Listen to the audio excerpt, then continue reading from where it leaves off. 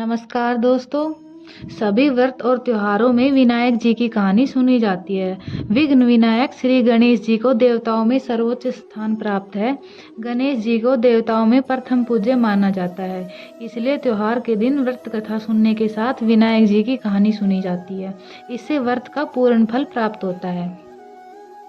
एक बार गणेश जी छोटे बालक के रूप में चिमटी में चावल और चमचे में दूध लेकर निकले। वो हर किसी से कह रहे थे कि कोई मेरी खीर बना दो, कोई मेरी खीर बना दो। वहाँ पर एक बुढ़िया माई बैठी थी। उसने कहा, ला मैं बना देती हूँ। वह छोटा सा बर्तन चढ़ाने लगी तो गणेश जी ने कहा कि दादी माँ, छोटी सी भगोनी मत चढ़ाओ, तुम्हारे घर में जो सबसे बड़ा बर्तन हो वही चढ़ाओ। बुढ़िया माई ने गणेश जी का मन रखने के लिए बड़ा बर्तन चढ़ा दिया। वह देखती रह गई। वह जो थोड़े से चावल उस बड़े बर्तन में डाले थे वह तो पूरा भर गया है। गणेश जी ने कहा, दादी माँ, मैं नहा धोकर आता हूँ। जब खीर तैयार हो गई तो बुढ़िया माई के पोते पोती खीर खाने के लिए रोने लगे। बुढ़िया ने कहा, गणेश जी महाराज तेरे भोग लगना कहकर चूल्हे में थोड़ी सी खीर डाली और कटोरी भर भर कर बच्चों को दे दी। बुढ़िया की पड़ोसन ऊपर छत पर से देख रही थी तो बुढ़िया ने सोचा यह चुगली कर देगी, इसलिए एक कटोरा भरकर उसे भी पकड़ा दिया।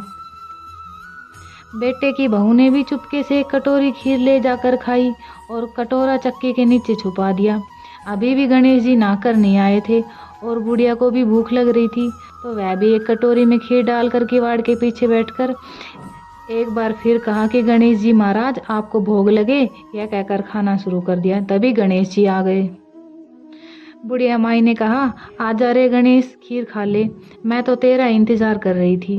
तब गणेश जी ने कहा, दादी माँ, मैंने तो खीर पहले ही खा ली। बुढ़िया ने कहा, कब खाई?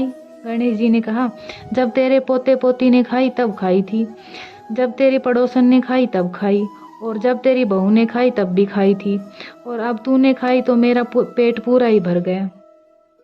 बुढ़िया ने कहा, बेटा तेरी सारी बात सच है, लेकिन वह बेचारी तो सुबह से काम में लग रही है, तो फिर उसने कब खीर खाई?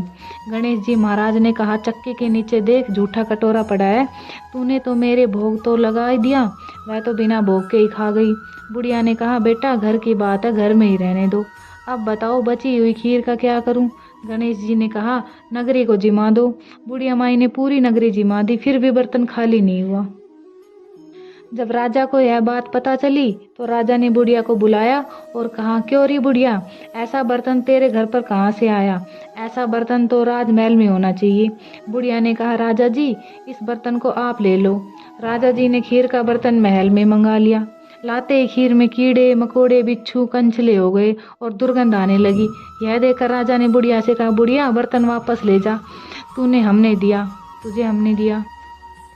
बुढ़िया ने कहा, राजा जी आप देते हो तो पहले ही कभी भी दे देते, यह बर्तन तो मुझे मेरे गणेश जी ने दिया है। बुढ़िया ने बर्तन वापस लिया, लेते ही सुगंधित खीर हो गई। घर आकर बुढ़िया ने गणेश जी से कहा, बची हुई खीर का क्या करें? गणेश जी ने कहा कि बची हुई खीर को झोपड़ी के कोने में खड़ा खोद कर गाड़ दो, उसी जगह सुबह उठकर वापस खोदेगी तो धन के 2 चरे मिलेंगे। ऐसा कहकर गणेश जी अंतर्ध्यान हो गए। जाते समय झोपड़ी के लात मारते हुए गए तो झोपड़ी की जगह पर महल हो गया। सुबह बहू ने फावड़ा लेकर पूरे घर को खोद दिया तो कुछ भी नहीं मिला। बहू ने कहा, सासू जी थारो गणेश जी तो झूठो है। सास ने कहा, बहू मारो गणेश झूठो तो नहीं है, ला मैं देखूं। वह सुई लेकर खोदने लगी तो टन टन करते 2 धन के चरे निकल आए। बहू ने कहा, सासू जी गणेश जी तो सच्चो ही है। सास ने कहा, गणेश जी तो भावनाओं का भूखा है। हे गजानन गणेश जी महाराज, जैसा आपने बुढ़िया को दिया वैसा सबको देना।